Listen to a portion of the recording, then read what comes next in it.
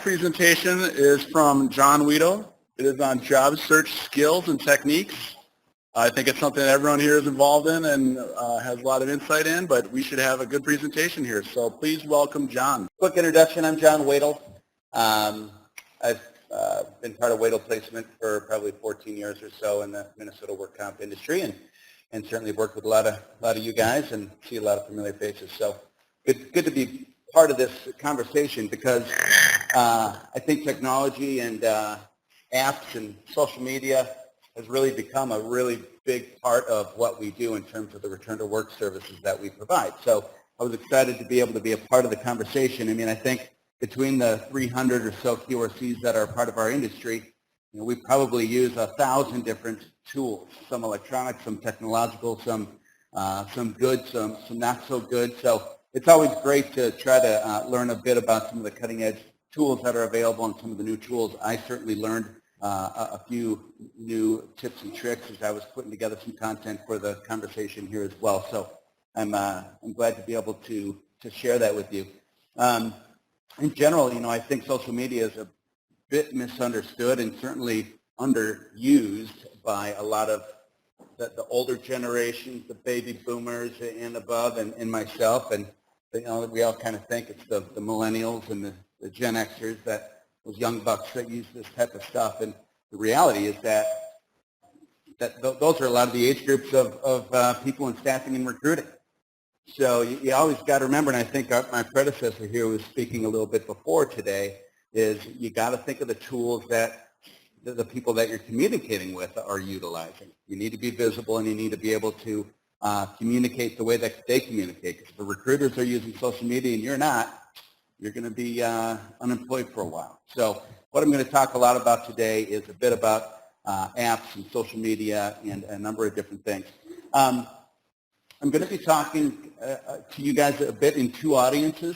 So some of my presentation is going to be based around how you can use as professionals, as QRCs and placement professionals, to help enhance your own professional careers and the old using social media to enhance yourselves and your profession.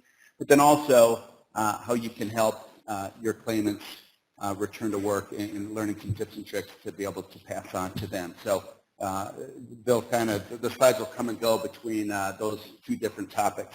So again, what we're going to be talking about is social media tools, internet tools, and content. We're going to be talking a lot about LinkedIn. I personally believe LinkedIn is probably one of the most powerful tools on the internet as it relates to professional networking as well as job search. Unfortunately, most of us in job search use it incorrectly or in a very reactive way, so we're going to spend a lot of time on that. I'm not going to be talking about job boards today. I know you guys know where the job boards are and what they do. Job boards are declining in where the job opportunities exist today, and we'll talk a little bit about that. So really what we're going to focus on is different types of online tools. Social media, cloud storage, and then apps. Let's just kind of take a look back in history a bit about where jobs have existed in the past. And if you take a look back 30 years, you're going to remember that they pretty much primarily were in the newspapers, or maybe some flashy high-level executive positions were in some magazines from time to time. But as the internet started to hit the scene, a lot of jobs started going that way. Certainly it started off as technology types of positions and white-collar types of jobs. But certainly by the mid-2000s, everything was out there. Hundreds of different job sites and places to find your jobs. And if you didn't move along the trends of technology, you probably were missing a lot of those opportunities that were online and maybe not in the newspapers anymore. So where we are today, though, I think is another change in trends in that the hidden job market is getting so big, and fewer jobs are ending up on the job boards. Social media is really a huge tool of how recruiters are finding people. And that's a bit of a change in that before recruiters would post jobs and you would go find the jobs, and social media is all about exposure and that hidden job market. You don't necessarily go find the hidden job market. It finds you now. And so you need to be on social media. You have to be visible to recruiters and to people that are looking for you, no matter what level of position that you're looking for. So that's where we are today. In the next 10 years, who knows what the next latest and greatest technology is going to be. Let me know if you guys can't hear me if I'm fading in and out. But that's typically the trends that I want to just to point out here a little bit. Most recruiters use social media. They use it almost 100% of the time. I would say Monster Board is a dinosaur. I think everybody's using LinkedIn. They're using Facebook. They're using Twitter. It's very easy for them to go out and access candidates and people that they want to find. Now, we know this might worry a lot of people and make them nervous and think, God, I really don't want to deal with this thing called social media and all these things. But you got to remember, you know, just like I said, 20 years ago or so, or even 30 years ago when the internet just started, I think a lot of people were doing this too. And I think we all made it through that trend and changed pretty easily. And I think, you know, utilizing a lot of the tools that are online will be pretty, will begin to get easier even for us old folks. Like I said, LinkedIn is the #1 recruiting source and tool on the internet. The Monster is just not used very much as far as a job posting option. You're still going to find plenty of jobs out there. From a majority of the jobs that are available out there, you're not going to find as many as you used to. From a networking and job search perspective, from a job seeker perspective, LinkedIn is an electronic networking database with millions of people on it. And that's really what we're going to focus on today. Is LinkedIn is not a job board. Yes, there are jobs posted online. It's not a place where you just go post a profile and hope that the phone rings. It's an active tool that you can utilize to help to connect the dots as to where I need to go, who I need to talk to in terms of making inroads in jobs and careers that you're interested in pursuing. So let's just take a step back for a second and remind ourselves a bit about what networking really is. Probably 100% of my claimants think it's about asking friends and family and neighbors and coworkers if they know of any jobs. And I don't know, last time I looked up the definition of networking, there's nothing in that definition that says anything about asking people about jobs. Networking is about building your network and your ability to contact new people through the people that you know. And so in the old days, before the internet, you'd have to, if you wanted to work at Best Buy, for example, you'd have to go talk to your friends and your neighbors and your family and ask, hey, do you know of anybody that works at Best Buy? Have you heard of anybody that works at Best Buy? Do you know of any relatives or anybody that work at Best Buy?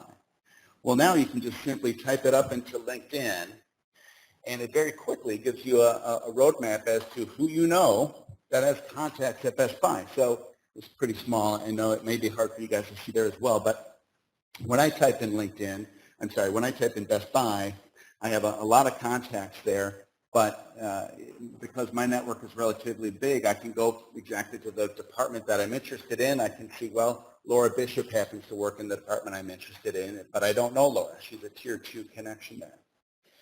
But I do know that Keith Nelson, who I used to coach baseball with, does know Laura.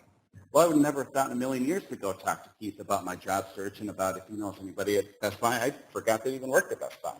But within 2 seconds, I quickly got that dotted line to figure out where should my first call go as I'm applying to this position at Best Buy. So again, it's a networking database that can be very, very valuable, and that's what we're going to spend a lot of our time talking about today.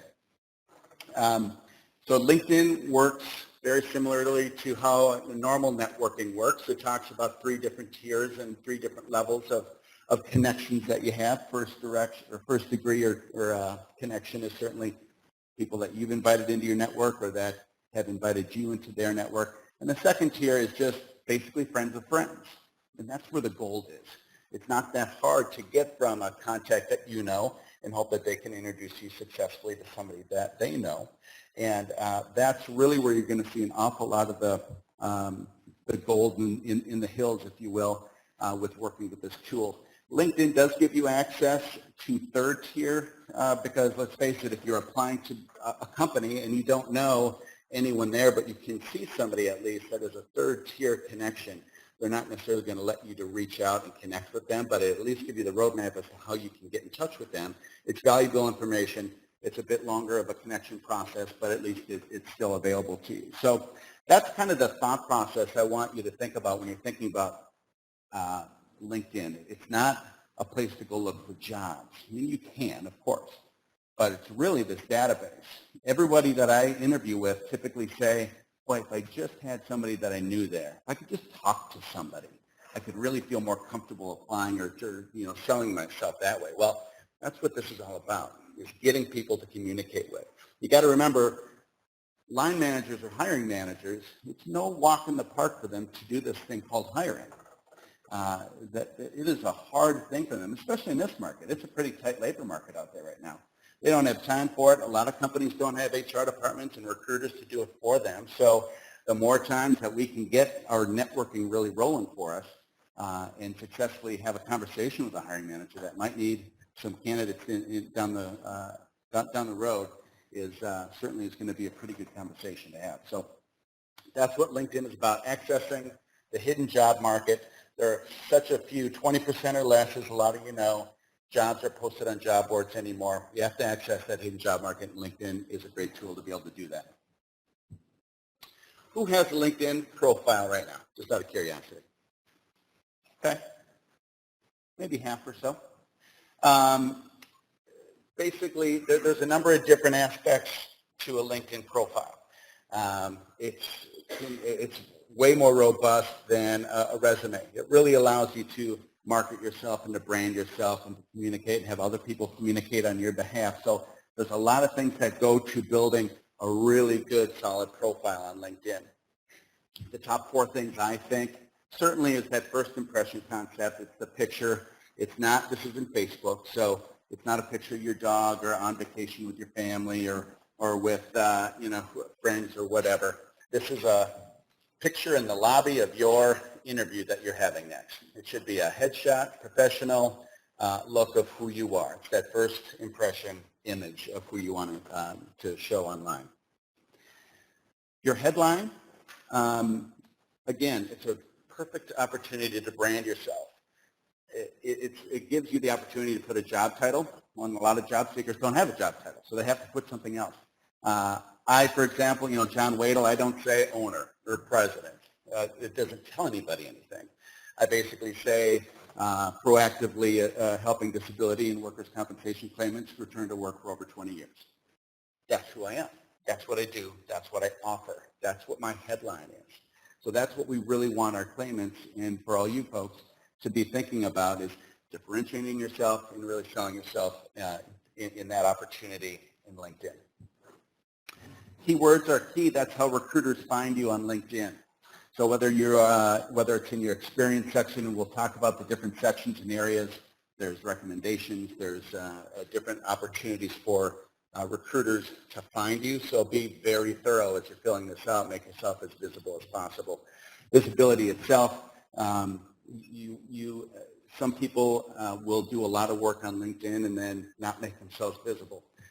Again, that's really what this, as social media, the concept is about visibility and exposure. So you really want to make sure you turn on your site once you're done with it. So like I said, a picture is worth 1,000 words. You want that professional headshot, something that you would generally see at a professional conference or interview or things like that nature. So here is an example of a headline. So Lynn Kuhlman, her headline says, Head Communicator at Communicate, the top social media and marketing agency in London. It doesn't say owner, president, CEO. It really tells everybody what she does and who she is and what she offers. And so that is, I think I may have just turned off. No, I didn't. So that's really what you want to be able to do, because you'll see this white background right around Lynn's, a bit of a business card, if you will. Her picture, her name, her headline, that will follow her all throughout LinkedIn. If she's connecting with people, if she's making connections, if she's making comments in a group, if she is being communicated with at all, her face, her headline, her name starts to follow her around the website. So she starts to gain exposure, and that's how that visibility, how she starts to get recognition if she ends up being active on LinkedIn. So there's 2 main text sections of LinkedIn. One is an experience section. That's generally your resume. Okay, you can pretty much cut and paste your information into the experience section.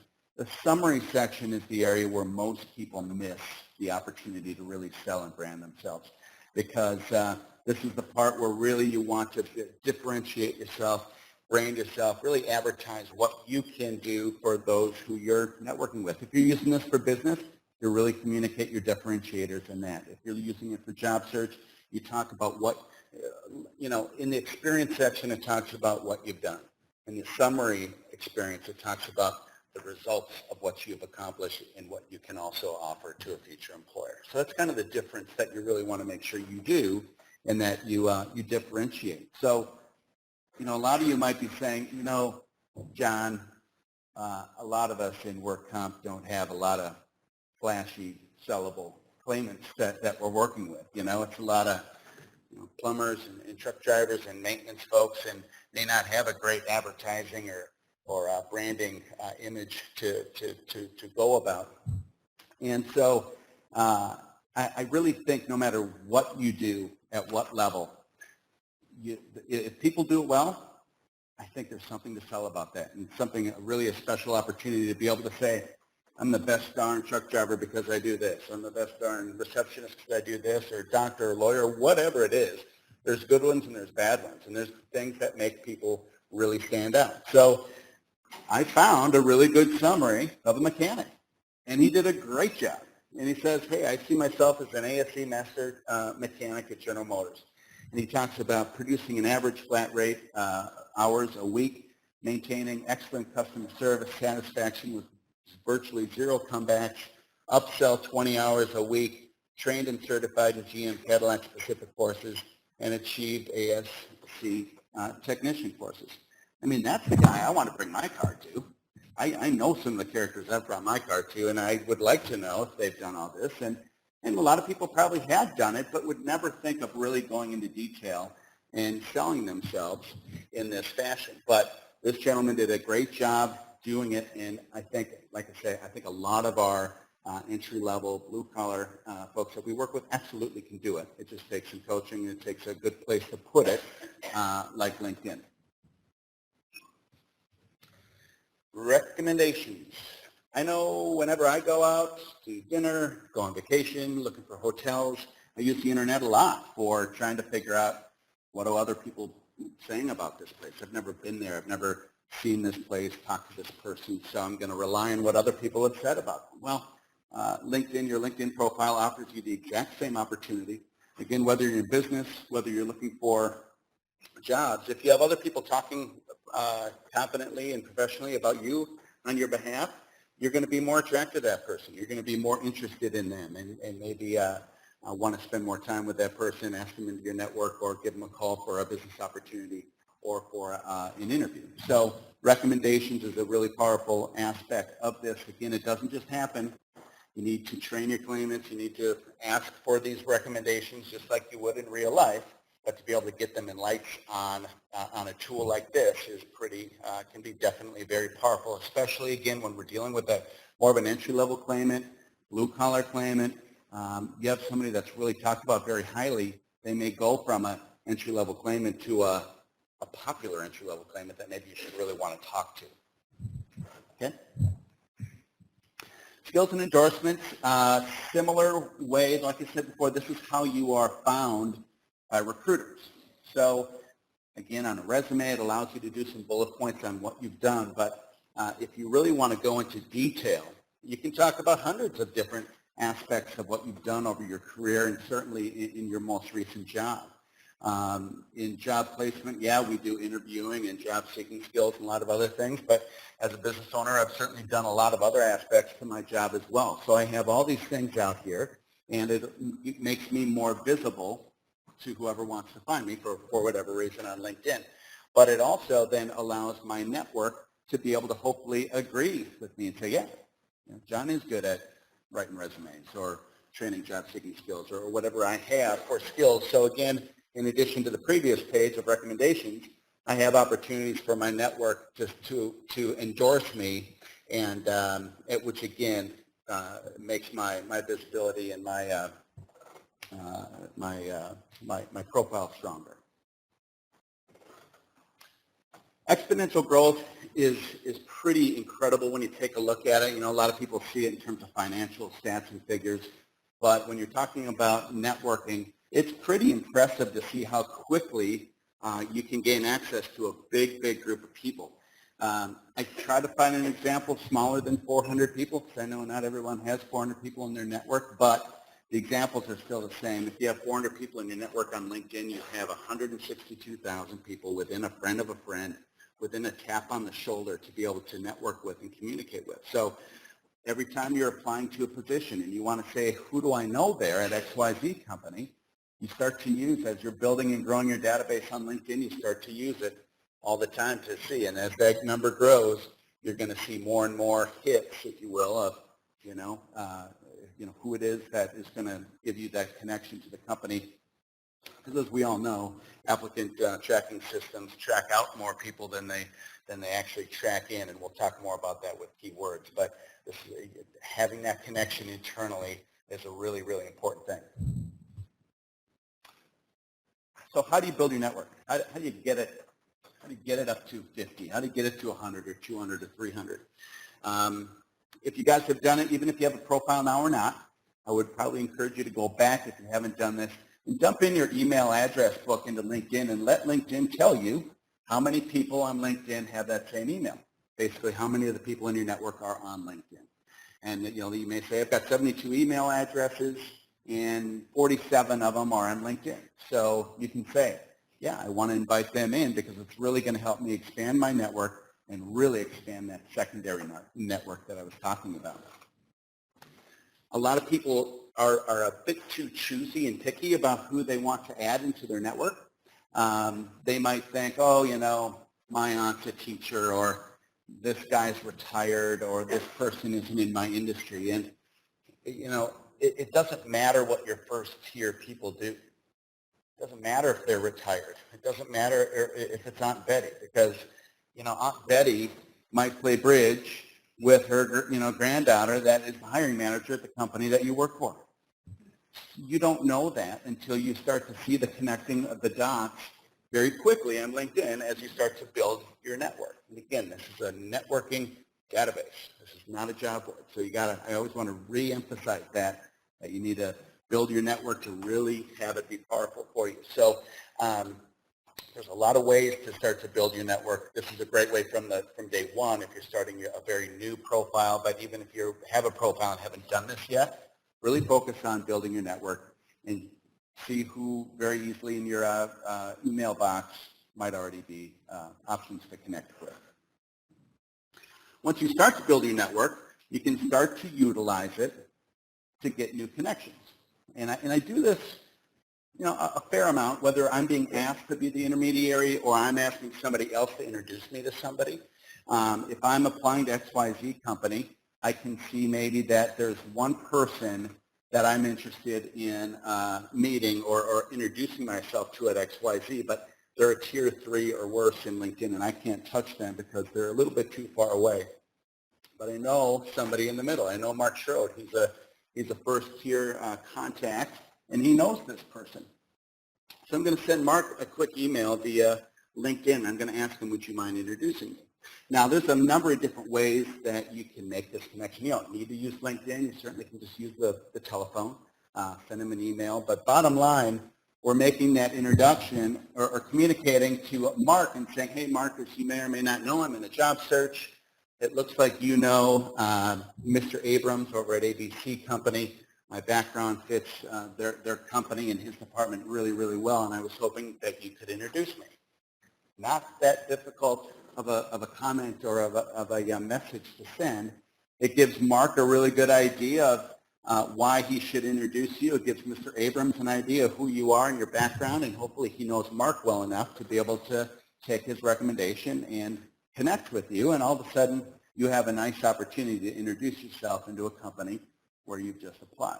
And it can be, like I said, as simple as making a phone call or utilizing LinkedIn, but this, again, is the value of this tool. Like Facebook, Facebook does a really good job at a particular system at asking you questions about who you might know and encouraging you to get more people into your network. LinkedIn does the same thing. They may say, of the 100 people that you know, a large group of them also know this person. Maybe you know them as well. do you know them? So it's a very easy opportunity for you to continue to connect with maybe old college contacts, old coworkers, old people that are just basically just on the outskirts of your regular day network that you've forgotten about. But again, the opportunity to expand your network by one more person is pretty easy as you start paying attention to some of these notices that LinkedIn sends to you. So LinkedIn groups. This is a unique opportunity that's not necessarily for everyone. I think everybody should join some groups. It's a great opportunity to join kind of a 24/7, 365 conference on whatever you're interested in, whether it's the direction of your job search, whether it's an industry-specific thing, whether it's local, whether it's national. But the opportunity, I think, really is if you can start to promote yourself on these groups and become a contributor, whether it's just answering questions, whether it's asking questions, maybe adding a small article. Some of our candidates or claimants may be better options for this than others. But the great thing about it is that even if you can find, for example, somebody on the LinkedIn network that you're not connected to, but you can go to their profile and you can see what groups they're part of.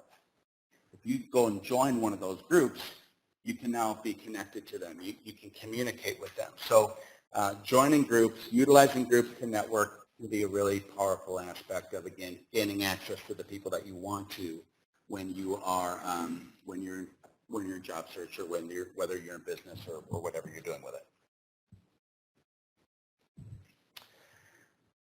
There is a job board on LinkedIn, probably more white-collar level jobs, but the great thing about the LinkedIn job board is that when you use it, it automatically tells you who you know that works at the company that you're applying to.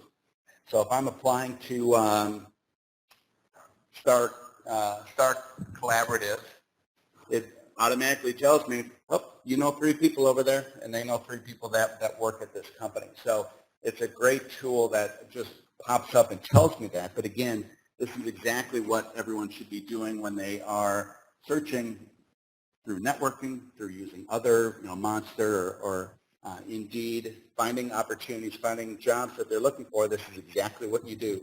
You type in the company name, and you try to figure out, who do I know that work there? Because that's how you're going to get those conversations and leapfrogs that stack of applications that are happening online there. So who can use LinkedIn? I hope you guys are realizing, everybody, because it's not a white-collar job board at all. It's an electronic networking database that you need to really build and construct and then hopefully successfully utilize through your job search, through your professional development, through your whatever you're using your networking for. Just about everybody from our mechanic to customer service to high-level to low-level people utilize this website as a proactive tool versus a reactive one in a job board. So that's really what I wanted to talk about and communicate in terms of why LinkedIn is such a powerful tool on the internet and technology-wise today. So moving on from LinkedIn, there's a lot of tools out there, and I want to talk a little bit about business data. Yeah.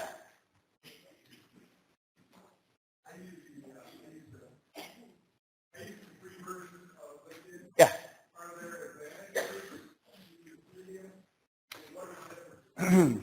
Premium, I don't use premium either. I think it gives you additional exposure. It puts you a little bit higher in some resume stacks. It puts your names in lights a little bit more as recruiters are taking a look at your profile. The one big value that I would say that premium does give you is, like I mentioned, you don't have access to necessarily reach out and invite anybody you want in LinkedIn into your network. You need to be within one tier of them. So what premium does allow is something what's called an invite or an something, I can't remember what it's called, but it does allow you to send a 200-character note to this person that's not in your network. So that from that aspect, if you do find one person that you have no other way to connect with or network with, it will give you the opportunity, if you're in premium, to send them a message to communicate. And there's some other things as well, but by and large, I don't use it, and I don't think it really makes that big of a difference. So, yeah, Paul. Right. Yep. Yeah, there is a free version that they'll do a really good job of telling you about all the time. So you do have an opportunity to try it for free.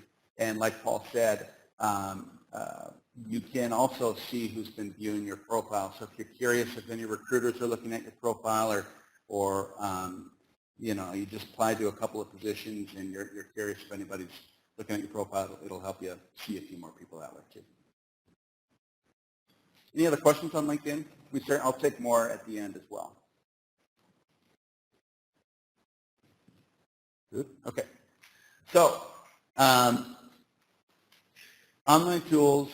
I want to talk about business databases, and I want to talk about just state reference websites that can give you about trends. And Indeed certainly does a great job of that. And somebody asked about Compact or about monthly newsletters that come from the state and telling about the hiring trends in different industries and areas.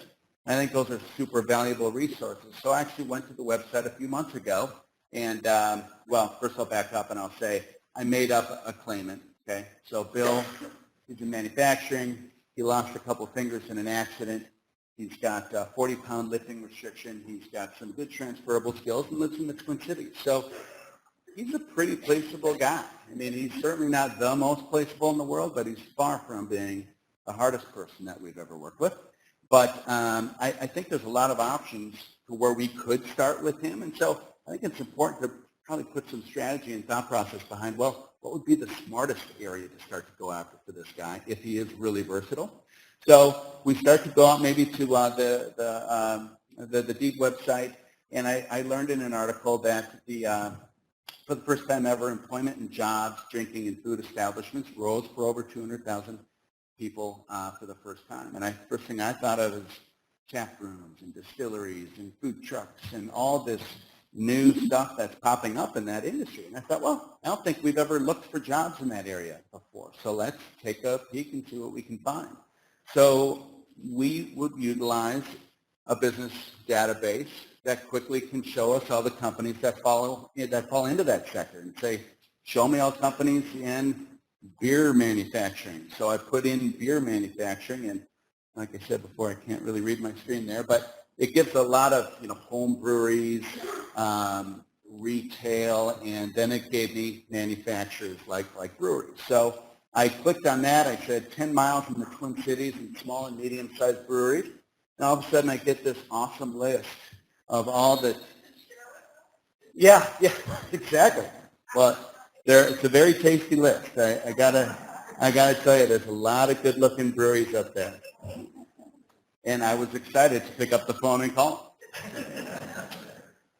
And so, and a lot of these places aren't overly, technological and have big, flashy recruiting departments and job websites and everything. So, again, you got to be a bit more proactive to tap into a market. Oh, sorry, not tap into the market.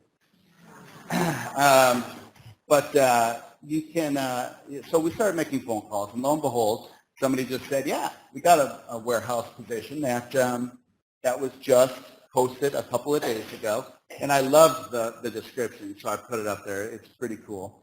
But it just was a very easy process to say, I've got a pretty placeable guy. Where can I find some information about what's hot in the industry right now?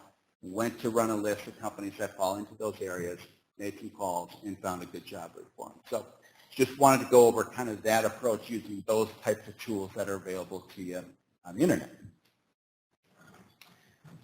Cloud storage. Who uses cloud storage at home? Not many people. Okay. So How many people have run into issues with people doing job search on their cell phones? I'll start with that. Who do job search on their cell phones? They're claimants. Nobody uses cell phones. I don't believe that. And so the problem that so many people have is that they can't really, in a very high quality fashion, apply to positions because they don't have versions of the resume on their phone and cover letters on their phone. So even when they are applying to jobs online, they're just either they're not able to do it, or even if they are able to do it, it's just through a quick little text of some sort, and it's just not very competitive. You know, a lot of our claimants won't find jobs that way, and so it falls into frustration and a lot of the other things that we're all familiar with. Cloud storage really gets rid of that challenge. You're going to need a desktop somewhere, library, workforce center, parents' house, whatever. But it's free. Whether you use Dropbox, whether you use Google Drive through your Gmail account. You can put copies of your resumes, cover letters in the cloud, and then you very quickly can access that cloud from any tool that you're using, whether it's a tablet or a phone or a desktop or a laptop or whatever you can, or whatever you have access to. And so all of a sudden, now we can get rid of that challenge of our claimants saying, well, I can't do this because I don't have a desktop or a laptop or anything fancy. Well, now they should be able to do it a little easier now, utilizing some cloud storage. And it's pretty easy. I just downloaded a quick job search app on my phone. I gave it a quick test. I applied to a job out at U.S. Bank Stadium, see if I could get some free tickets out of the deal, but it didn't work. But very quickly when I was trying to apply, it said, where do you want to upload your resume from? And it gives me Google Drive as one of the first options. And I thought, perfect. Clicked on that. It allowed me to dial into my Google Drive account, gave me access, and then right away I saw my drive. I connected a resume and a cover letter, and I was on my way, all doing it via my smartphone. So that's really a great tool for kind of the reality of some of our claimants, at least, of how they need to conduct some of their job search, or at least the majority of the time they may not have access to a desktop. They might once or twice a week, but the majority of their time they're on their cell phone. So this, it's pretty easy to set up, and it's pretty user-friendly as well. So social media, like I said, it's really about increasing your visibility. A lot of people say, well, how do you access the hidden job market? And I really think it's about the hidden job market finding you. And you need to be visible. That first comment on the second screen, 47% of recruiters are using Twitter, 55% are using Facebook, 87% are using LinkedIn. They're utilizing these resources to go find people. And so I'm not saying you need to be a major Twitter all day long and have your claimant say, yep, you got to pump out 15 tweets a day on what you're doing or anything like that. I think you need to have a presence. You need to have a profile. You need to have some exposure out there. And you need to go through some detail, like I was talking about on the LinkedIn website, to really make sure that those details about why you're employable or why we should do business with you or whatever reason you're out on LinkedIn, why people should be interested to connect with you. Twitter, Facebook, LinkedIn are probably the main three that you want to do that. Similar to job boards, like I said, employers are really making a huge change of not posting jobs anymore, but simply maybe searching the resume databases that are there. So same thing, you need to be visible. You need to have your resumes out there with a lot of the keywords out there to make sure that recruiters that are saying, show me every resume that has the word truck driver in it within 10 miles of my company, they'll get 52 resumes, they'll interview 10, offer the job to one, and nobody else will know that they were ever hiring for that job. It's very, very easy for them to do that. The internet has made it very easy for applicants to apply to positions, and because the number of jobs are getting so much smaller, the level of unqualified candidates are getting astronomical, and employers just don't want to do it anymore. And so the concept and the change in mentality of how do you find talent is about let me go find them. And that's where the social media aspect is about. And that's still some of the old tools like the monsters and the job board still can be valid. Just making sure that you have active resumes on on some of these job boards. You always got to make sure that they're no older than 30 days. Recruiters don't want to look at any resumes that are older than 30 days because either they may not be that great of a person to talk to if they're still out there, or maybe they've found a job. So they pretty much will always say within 2 weeks or 30 days. So you always need to make sure your claimants are always updating their resumes no later than every 30 days or so. Okay, there's an app for that. A lot of apps, like I said before, I didn't spend any time on job board apps. I know you guys know where all those are. These are pretty unique apps that I really were intrigued by. And there really weren't a lot of what I would call proactive tools and proactive applications online that don't link back to a job board again, which I think is a very reactive way to find work. So I think these are actually pretty good. JobScan, anybody use JobScan before? I've talked a lot about keywords today. And JobScan is exactly that. It's a measuring device to let you know how good your resume is up against a job description. So you'll go into JobScan and you'll cut and paste a copy of your job description, cut and paste a copy of your resume, and it'll score it and say, congratulations, 92%. You've pretty much hit the top 5 bullet points that this company is looking for. Or 15%, this company is looking for this, and it's nowhere on your resume. You have to make sure you go back and address this. And again, that's how applicant tracking systems work. They look for keywords and for key phrases, and if it's not on your resume is not getting to that hiring manager. Of course, you'd never know it. You'd say, well, I applied to it. Well, but it never gets to the intended target if it misses by a mile. JobScan is a great tool to help do that. WordZen is pretty amazing. I'm not quite sure how they're staying in business because it's not really an electronic tool. It's actually people on the other end of this. So you can send a cover letter, maybe a follow-up email. You can send an invite to a party that you're having. You can send it off to WordZen and say, what do you think? And they will critique it, and they will come back and say, hey, I really like your thank you note. You might want to make sure you remember to say this, or they'll certainly do the grammatical and typo type of thing. But it's pretty awesome what recommendations or suggestions that they'll send you. And I think we all would like a second set of eyes, certainly for our claimants before they start sending some things out. And I think if we let them know about WordZen, if they start to use it, it could be very, very helpful. Hidden Jobs is kind of just that. It's an app that searches for jobs, but not on job boards. So it uses Boolean searches to search through newspaper articles on companies that are hiring, on corporate websites that don't have those jobs posted on job boards. So it's kind of the less traveled type of areas. And again, the less traveled areas are going to have less competition, and less competition is what we want for our claimants. Fewer people to compete against is going to give them a better chance at interviews. So that's what that app does. Interview prep questions, kind of just that. It's an interview prep app. It gives a lot of good recommendations on answers to a lot of common types of questions.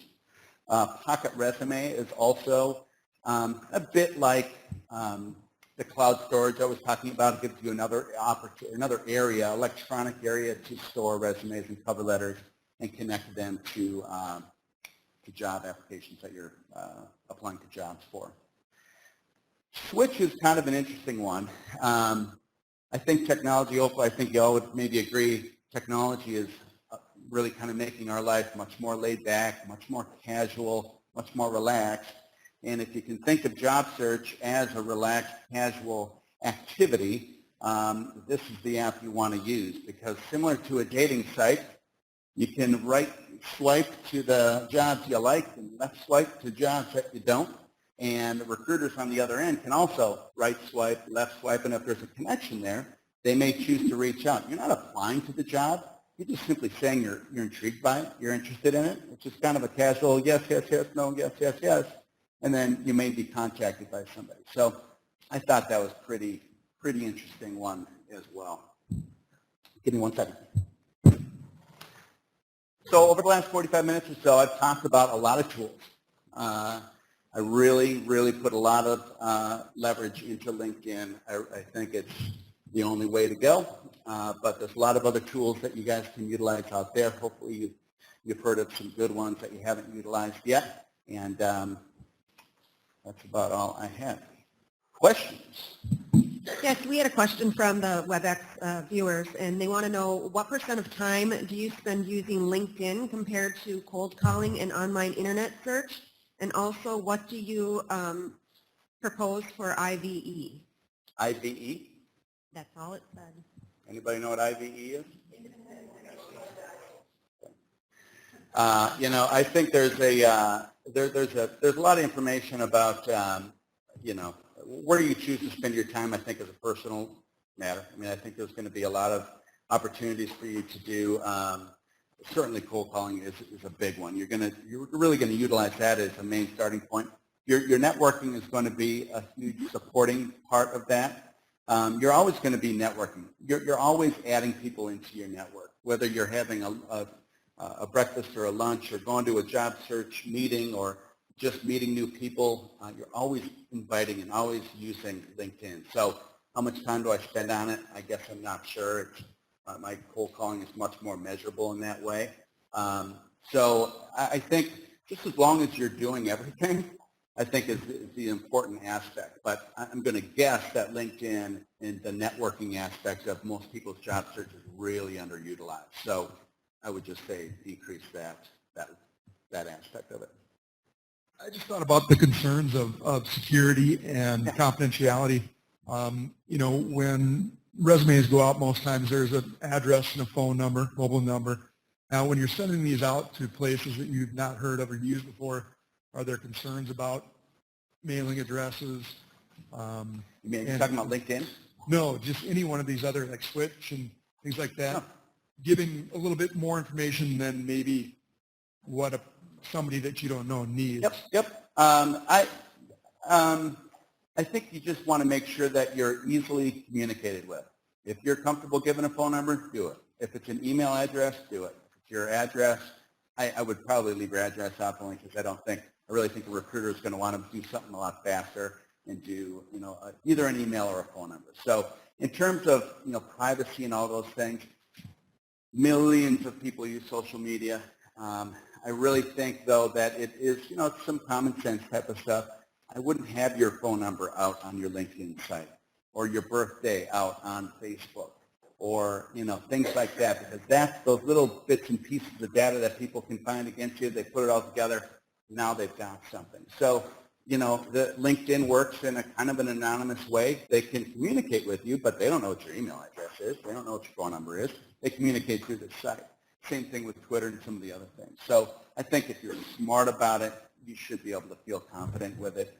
I mean, yes, we hear about these data breaches all the time, and I get that concern as well. But I would say, by and large, it's a pretty safe environment to be in.